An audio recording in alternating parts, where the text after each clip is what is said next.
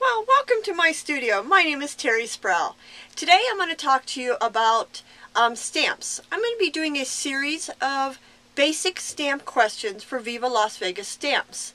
If you're watching this on YouTube, you would go to Stampo, STAMPO.com to get all of the stamps that I am using in these videos. And we're going to talk about the absolute basics of stamping. And remember, there are no rules in art. So come on down to my workspace and let's start talking. Well, welcome down here to my workspace. Today I'm going to teach you another basic stamping technique, and it's going to be on how to mask a stamp. This card here, I actually used two different stamps to make this card. So I want you to go ahead and pull out your two stamps that I am using, and I'm using both of these stamps are from Viva Las Vegas Stamps, and that's at Stampo.com. This is the steampunk background, and this is the swirl tree. Okay, so let's get going. You're going to need a plain white cardstock, and that will actually be the cardstock that will be your card. You're also going to need either a typing paper works really well, and also Post-it notes works really well. You want a really thin piece of paper. Cardstock really doesn't work because it's a little thicker. So really, really thin paper, whatever you have around the house. Okay. So on my cardstock, I'm going to ink up my tree, and I'm going to use a dye ink that is green. Tip that I always give, I always leave my cap upside down when I'm working as I'm inking up my stamp. I take my ink pad and I go directly to the stamp. And you're going to, this is the reason I leave that there, because it allows me to just set that right down.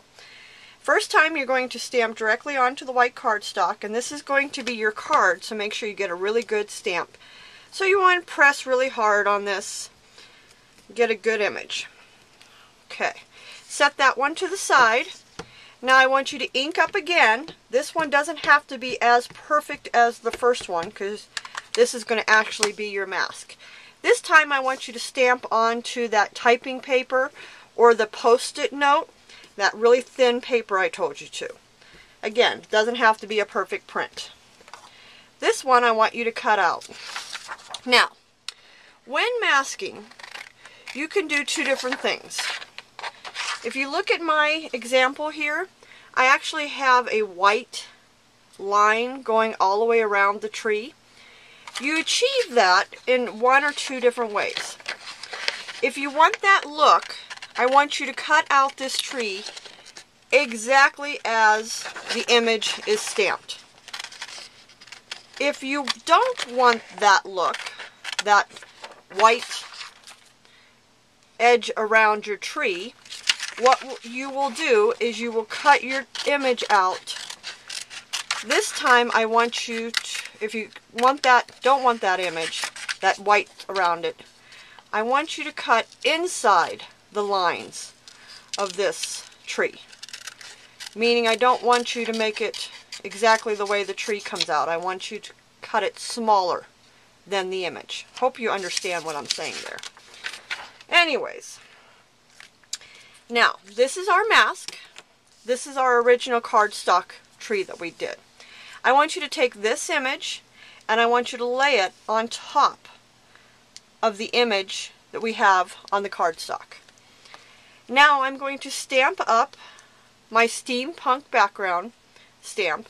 This time I'm going to use a dye ink that's called Cherry Red, because I'm doing Christmas, so I want a very red and green image. I am inking up my background stamp. Again, my lid is upside down there, waiting for my ink pad to show up. Now, remember, this is masked. There's that image on top of that.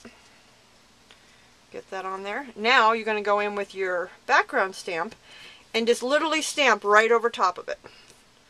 You're not even going to have to worry about anything, because see how that's going to protect. Now I actually need a second stamping because you see it didn't cover down here. So I'm going to go in with my stamp again. Stamp one more time. Perfect. Now, at this point, I can lift up that mask. That's the one we cut out. And you can actually save this and keep it with your stamp for future references. And look what we have below. Now, to complete my card, what I did was cut off that excess there. I added it to a shiny green background. I just matted it. And then, also at Stampo.com, you can get gears. And what I did is I just adhered those gears in the sections. And when you see the tree, you'll completely understand. It's begging for gears. I just adhered those gears on, and there is my card. It's completely done. I hope that takes the intimidation out of masking for you. Thanks for stopping down here at my studio.